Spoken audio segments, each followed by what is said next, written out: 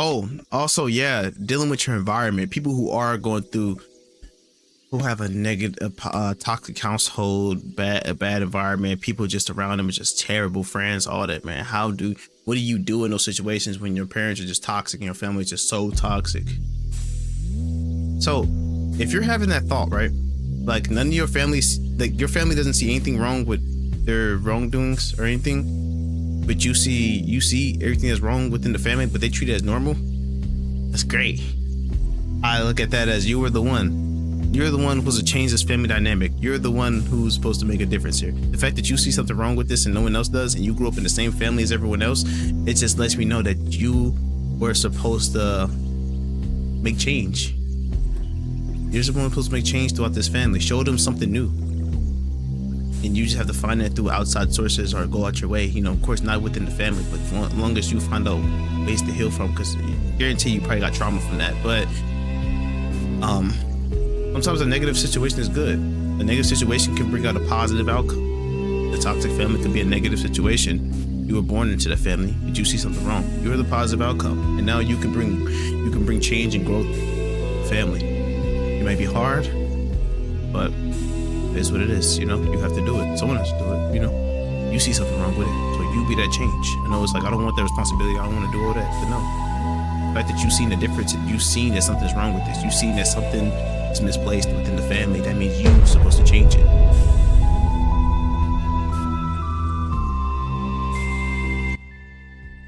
Okay. Hey, so how to remain happy or how to be happy all the time? You know, you see so many things where people just like, where some people are just so happy in life and they're happy with everything. It's like, yo, you guys just like perfect. You guys really don't go through anything. You don't let anything bother you, right? How to be happy. And here's the thing. Don't. That's it. Don't be happy. Like, and people are like, wait, what do you mean? What do you mean don't be happy? And I'm gonna just say this is gonna be a quick mental health video, but don't focus on being happy all the time. Don't focus on that. Because what I believe, and it's just to me, mind you, it's my opinion, I think for me, happiness is a fleeting feeling. It comes and it goes. There are some things that make me happy, and there's sometimes I'm just neutral or like or sad about things, but there's just things in life where I have happy moments. I'm not saying on and off all day where I'm happy, sad. No, there's things in life. It's such a fleeting feeling. Don't try to chase. I mean, if you are able to get yourself out of a miserable situation, then yes, get out of that situation and do something that's gonna make you more happy. As far as like jobs or whatever the case may be. But if you're trying to just maintain this happiness 24/7, don't. We're humans. We're emotional beings. It's okay to go through the emotions. You know, sometimes you have to, but here's the problem. It's okay to go through those emotions, but don't let the emotions run you.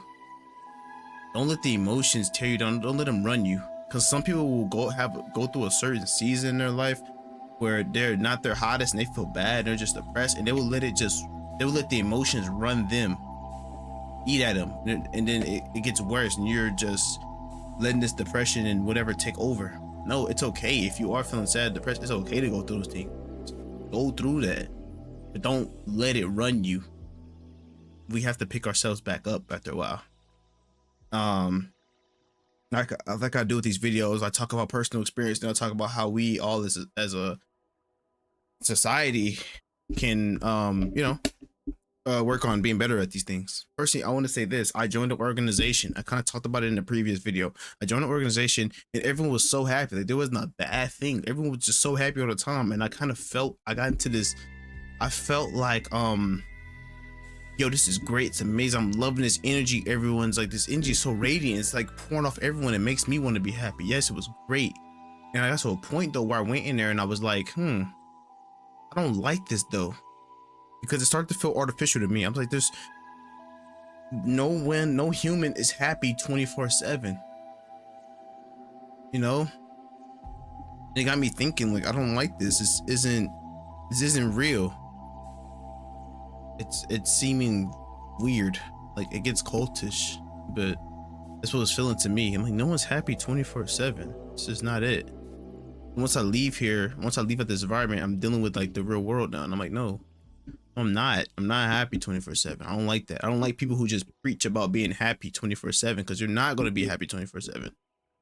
God didn't even promise happiness 24/7. But after I left that, and I was like, no, just go through the emotions, but don't let the emotions eat at me. There's also a time where I was getting very depressed with my job and didn't want to be there. But I know I needed to stick it out for a little bit longer because I was hoping to, I was hitting my 2 years.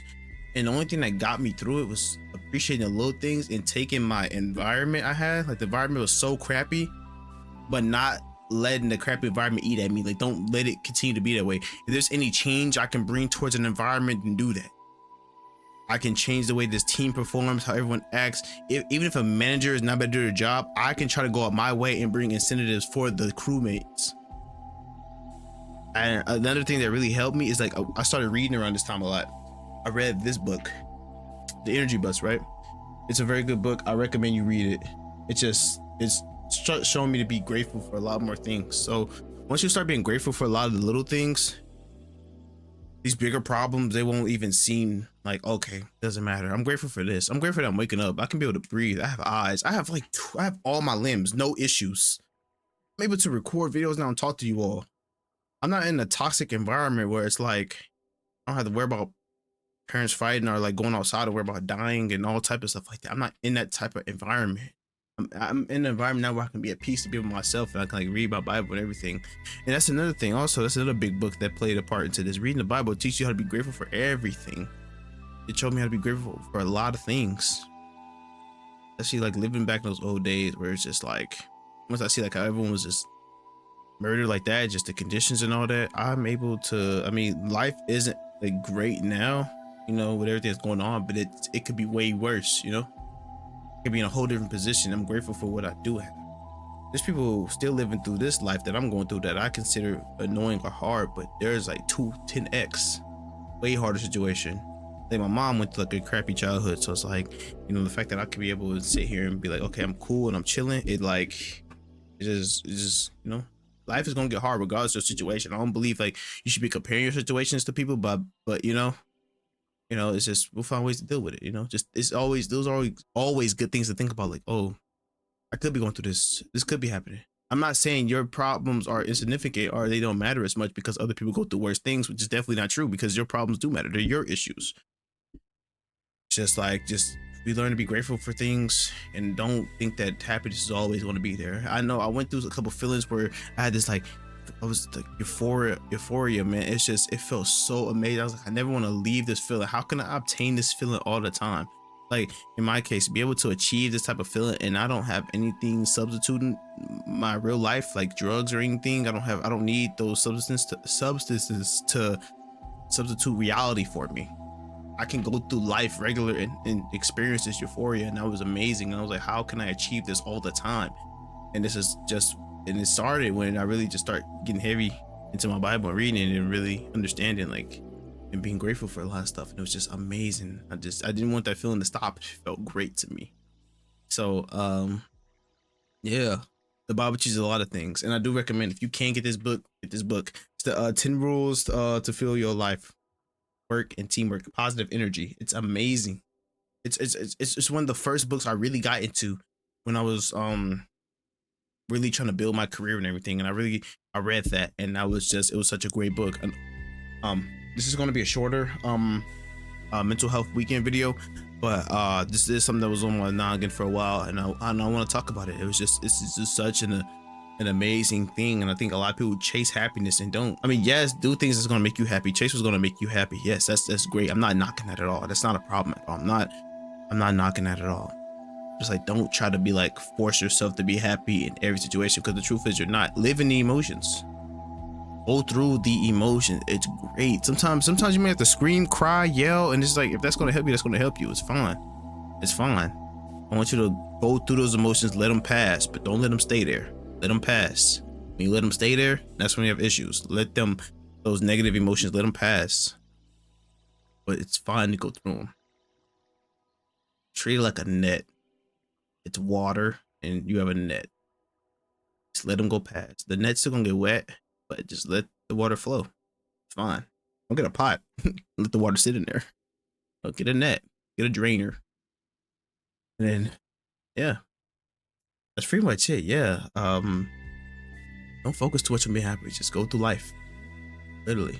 Just let the just go through, experience these things, man. Experience all these emotions. Let these emotions flow through you, but just don't let them stay. Don't let negative emotions stay.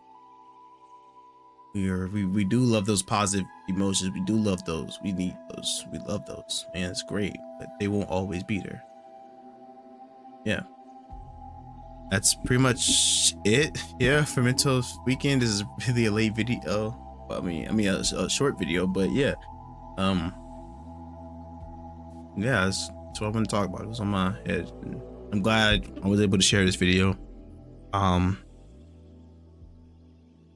Oh, also, yeah, dealing with your environment. People who are going through, who have a negative, toxic household, a bad environment, people just around them are just terrible friends, all that, man. What do you do in those situations when your parents are just toxic and your family is just so toxic? So if you're having that thought, right? Like none of your families, like your family doesn't see anything wrong with their wrongdoings or anything, but you see everything that's wrong within the family, but they treat it as normal. That's great.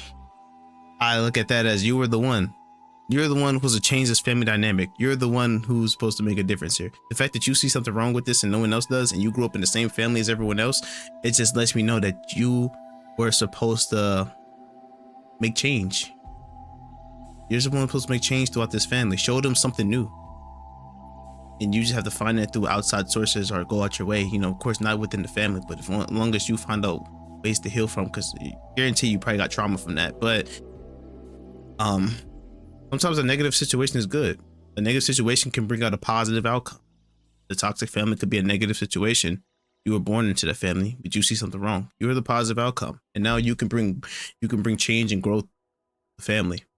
It might be hard, but it's what it is. You know, you have to do it. Someone has to do it. You know, you see something wrong with it, so you be that change. I know it's like, I don't want that responsibility. I don't want to do all that, but no. The fact that you've seen the difference, you've seen that something's wrong with this, you've seen that something is misplaced within the family, that means you're supposed to change it. You were supposed to be the change within the family. You don't try to just abandon your family as well. I mean, don't let toxic people run over your life. You know what I'm saying? But you know, I get it, love from a distance and stuff like that. But it's like, still, you were the miracle. Like, have you all watched Encanto? That's one of my favorite Disney movies. The family's low-key toxic. You know, grandma's only worried about the gifts and all that, but Mirabelle, she was the one to pull the family together no matter how toxic everything was. She had no abilities, but she was there. She was the miracle. She was the one that be the Mirabelle in your family. And if you haven't watched Encanto, I recommend you watch it. It's a great movie. Be that. Be the Mirabelle in your family. Pull the family together. This toxic family that's tearing everyone apart. And then also, yeah, just like the movie, try to understand like why the origins as well. Why do your family accept these type of things? Why do they think it's okay? You can find out how to deal with it. I know a lot of people just start hating our families and stuff, but it's like, no, try to understand your toxic family. Don't try to just abandon them. Maybe they've been abandoned already. That's probably why they're like this. Understand your toxic family. I know it's hard for people, but sometimes it's like, if you really want to bring that change towards your family, because we have next generations, they're growing up, they're raising the next generation in your family. You don't want the other kids to grow up like that. Try to be the change. Try. Get a positive environment and try to instate these type of things within the family. Your family's toxic, they'll argue with you, they'll fight with you. Don't even give them the reaction, because maybe they'll see that like, she ain't snap back at me this time, or she ain't do this. It may make them think, make them feel stupid, and be like, maybe I should stop doing it. Maybe I'm not even getting the reaction I want out of them, or they're not letting the things I'm doing affect them, and it's not. Why are they doing that? Why they not arguing me back? They're so used to that response within the family, so it's like they see it as normal. Just don't give them that type of stuff. No matter how annoying it is, sometimes you have to live with this, but it's like, you know, eventually you get older, you can get your own place, but yeah. Be that change within your family. If you notice something is weird within your friend group, you know something weird within the family, you know something weird with whatever group you're part of, culture, religion, whatever, you be the change. And you start your own family. It's like you're rebuilding those chains. You're rebuilding them. You're fixing this generational curse and you're healing it. Next generation will come from you. It's it's that deep. Like leaving sometimes abandons that and it keeps the chain going of toxic individual. But if you notice that you're different, you were called for something more. You were called for something more. The fact that you notice those things. Oh, it's up to you to bring change. I know may feel it's a big responsibility. Hey, Moses also had a big responsibility. A lot of people. It's just, you know, sometimes we don't get to make the decision, but it's a big responsibility or not. Sometimes it's just, you know, it's our life. There's the things that we just have to do. Don't let it drain you though. Don't get to a point where you let the toxic you helping everyone drain you. I see that a lot too. When it starts affecting you, just take a step back, set up those boundaries, and try to help them in the best way where you can sustain your mental as well as try to help them, but also make sure it's not killing you. I wanted to bring you down as well while you're trying to help other people. Make sure you set those boundaries where you're able to help people, but also don't let this thing kill you in the process. That's very important. I've been there personally. I've done that. It's not fun. One day you'll pop. Eventually you'll pop. That's pretty much it for the mental health weekend. I know it's shorter, but got that out, and hope you all enjoyed this video. Please leave like, subscribe. See you all in the next mental health video. This video will be posted a little later. I'll catch you on the next one. Thank you all for stopping by. I love you all. We are growing this channel. Oh my gosh. Hey, the goal is 1,000 by next year, or 700 I want 700, but the goal is 1,000 by next year. I think we could do it. If I keep working hard and I keep grinding, we can do it. We can do it. But yeah. Peace out. Love you all. Share the peace. God bless you all. And